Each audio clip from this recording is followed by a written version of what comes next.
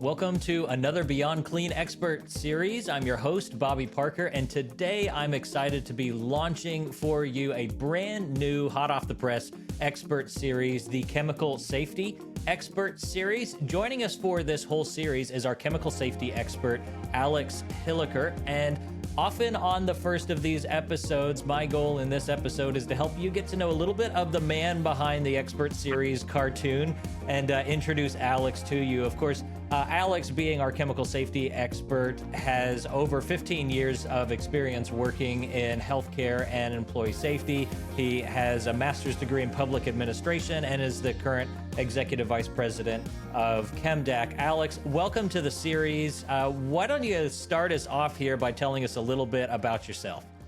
Yeah, Bobby, first and foremost, it's awesome to be here on the Expert Series. Thanks to you and the entire Beyond Clean team. It's great to work with you again.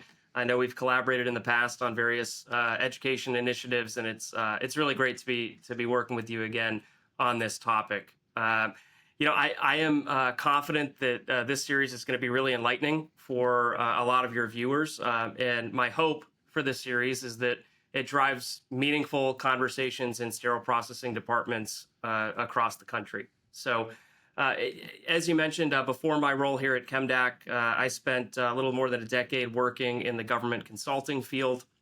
I worked with clients like the Army's Medical Command under the Office of the Surgeon General.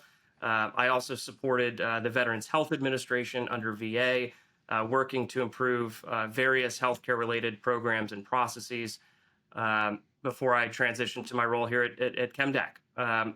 For those of your viewers who might not be familiar, here at ChemDAC, our mission is to empower our customers to eliminate workplace exposure to toxic chemicals.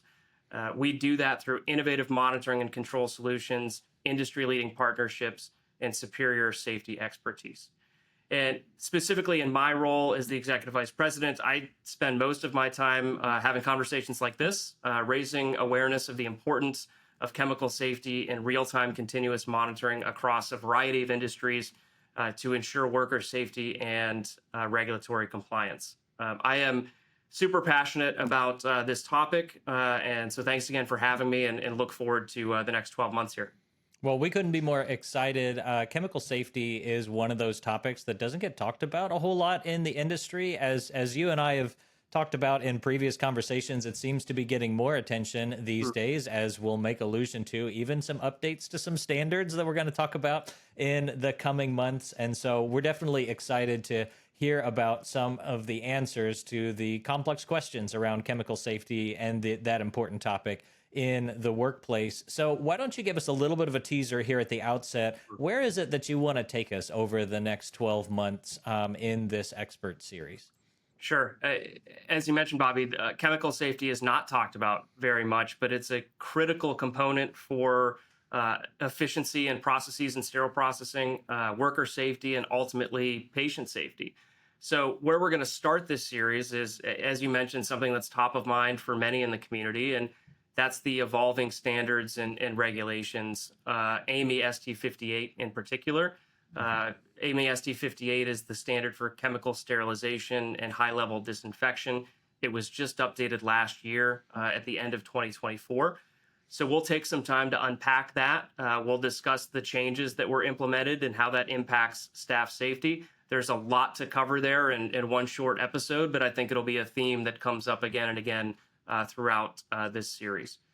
After we do that, we'll dive a little bit deeper into the history of the chemicals that are used in sterile processing.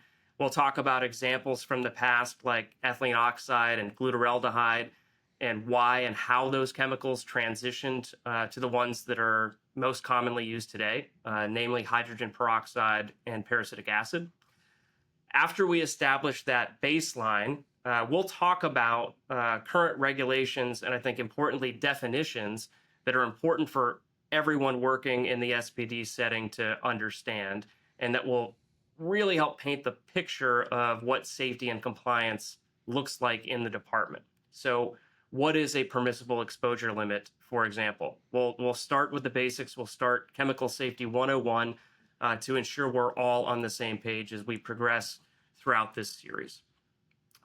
Then we're going to move in to talking about the two most common chemicals used today. Again, hydrogen peroxide and peracetic acid. We'll better understand how they're used, why they're used, and importantly, safety considerations that need to be made when working around them. And then we're going to zoom back out.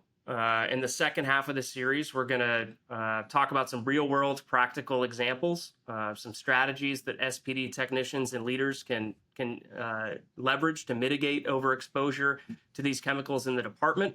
And we'll also talk about some new and exciting research that's happening and some developments that are relevant to this industry.